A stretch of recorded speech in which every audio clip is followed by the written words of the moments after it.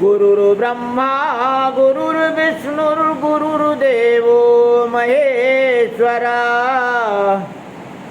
गुरुर्साक्षात् परं ब्रह्म तस्मै श्री गुरुवे नमः।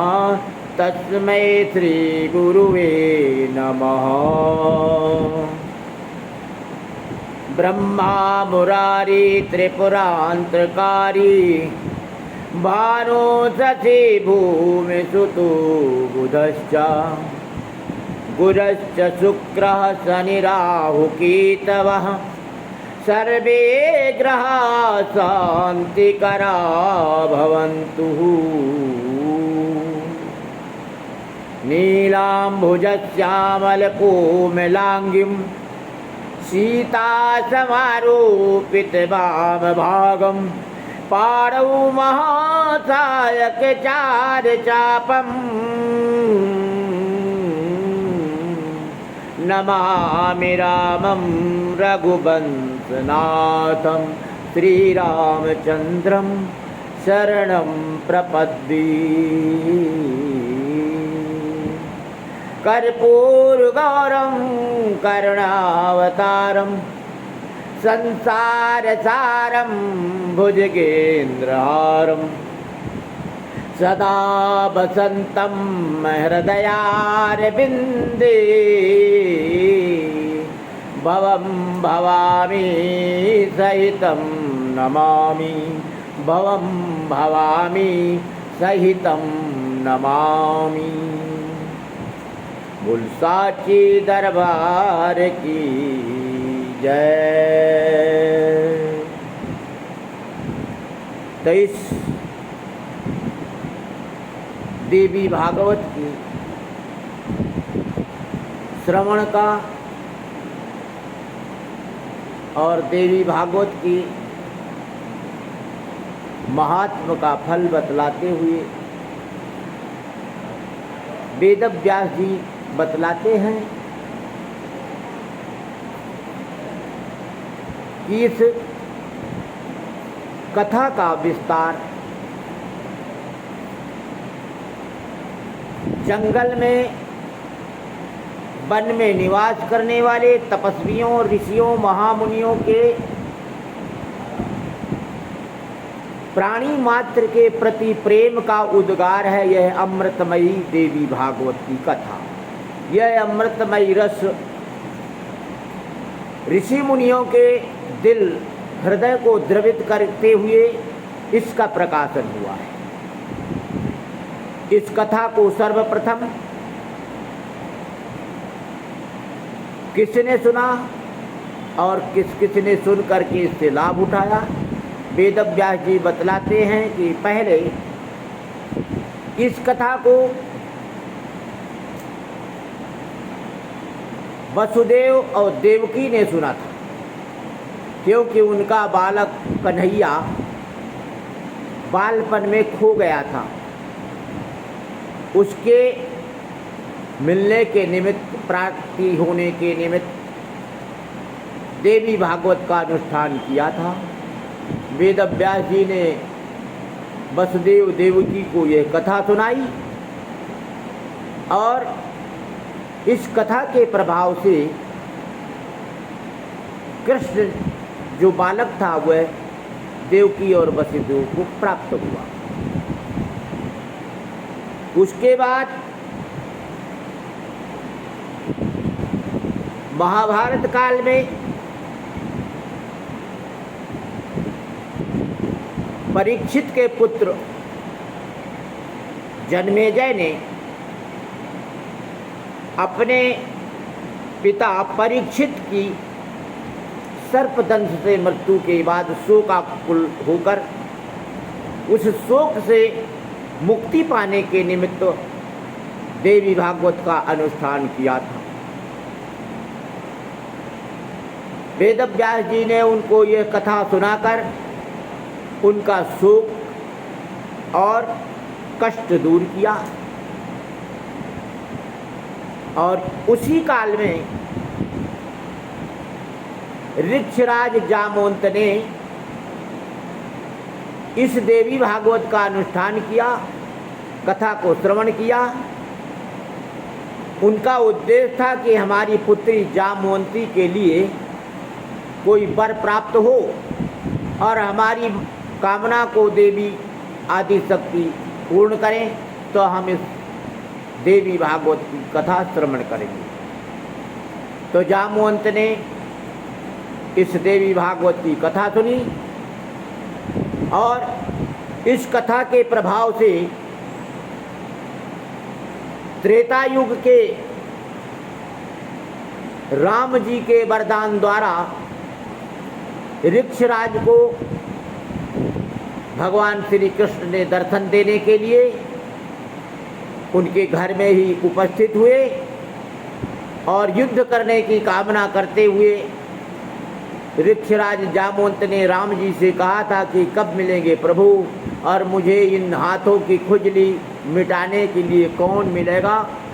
तो वो कृष्ण भगवान आकर जामवंत से युद्ध किया और विजय प्राप्त की और जामवंत की खुजली मिट गई।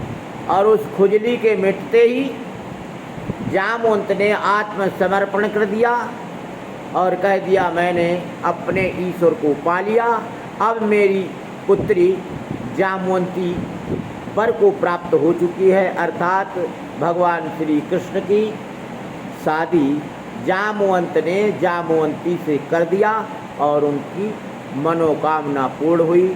इतने भक्तों ने विविध विधान से श्रद्धापूर्वक देवी भागवत की कथा सुनी और उनकी मनोकामना पूर्ण हुई। इस कथा का महात्म्य यही है, मानव मात्र के लिए नहीं, प्राणी मात्र के लिए भावनाओं को, कामनाओं को पूर्ण करने की इस देवी भागवत में अमृतमयी शक्ति है जो इससे प्रवाहित होती है। वाणी रूपी अमृत संपूर्ण मानव मात्र को तृप्त करता ही है, प्राणी मात्र को भी, जीव जंतु को, सबको मोक्ष और मुक्त करता है। कहते हैं, जे जड़ चेतनो जीव जहाना, जड़ है, चेतन है, जीव जितने भी जहान में इस संसार में हैं, उन सबको इस देवी भागवत के द्वारा अमृतमयी रस प्राप्त होता है और वे सब अपनी मनोकामनाओं को पूर्ण कर लेते हैं। बोलो साची दरबार की जय। तो कथा इसी प्रसंग से विविध प्रसंगों के साथ ऋषि मुनियों की वाणी इस देवी भागवत से सबको अपने अपने मनोभावनाओं के अनुसार, अपनी अपनी आकांक्षाओं के अनुसार उनको उनके फलों की प्राप्ति होती है और वह सब प्रभु की आदि शक्ति कृपा से होती है।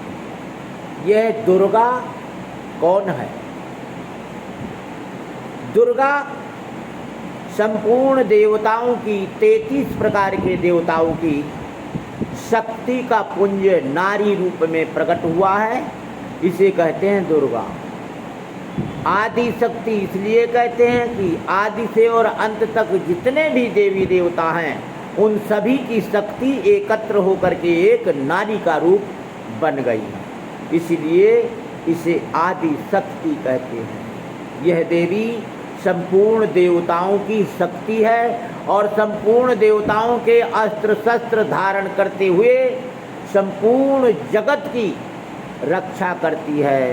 विविध प्रकार के निशाचरों, राक्षसों और विविध प्रकार के दानवों से मानव मात्र की रक्षा करने के लिए ही दुर्गा का रूप धारण किया गया है। क्योंकि देवताओं को राक्षस बहुत ही सताते थे, इसलिए दुर्गा ने संपूर्ण देवताओं की शक्ति को धारण करते हुए इस जगत में आई हैं और सबकी मनोभावनाओं को पूर्ण करने के लिए यहाँ उपस्थित हुई हैं। बोल साचे दरबार की जय। सर्वमंगल मांगल्ये शिवे सर्वार्थ साधिके शरण्ये त्र्यंबके गौरी नारायणी नमोस्तुते। सर्वस्वरूपे सर्वेशे सर्वशक्ति समन्विते भयत्राहिनो देवी दुर्गे देवी नमोस्तुते। या देवी सर्वभूतेषु शक्तिरूपेण संस्थिता नमस्तस्यै नमस्तस्यै नमस्तस्यै नमो नमः।